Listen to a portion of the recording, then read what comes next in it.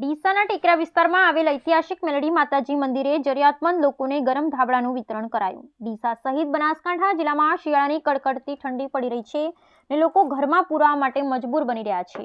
ત્યારે શિયાળાની કડકડતી ઠંડીમાં લોકોને ઠંડીમાં રક્ષણ મળી રહે તે માટે ઠેર ઠેર જરૂરિયાતમંદ લોકોને ગરમ ધાબળાનું વિતરણ કરવામાં આવી રહ્યું છે। ત્યારે આજે ડીસાના ઐતિહાસિક મેલડી માતાજી મંદિર ભુવાજી ઈશ્વરજી ભગતના હસ્તે ઠાકોર સમાજ દ્વારા જરૂરિયાતમંદ લોકોને ગરમ ધાબળાનું વિતરણ કરવામાં આવ્યું હતું, જેમાં મોટી સંખ્યામાં લોકોને ગરમ ધાબળાનું વિતરણ કરવામાં આવ્યા હતા। ઉલ્લેખનીય છે કે ડીસા ટીકરા વિસ્તારમાં આવેલા મા મેલડી માતાજી મંદિરે દર રવિવારે મોટી સંખ્યામાં દર્શનાર્થી દર્શન કરવા માટે આવે છે।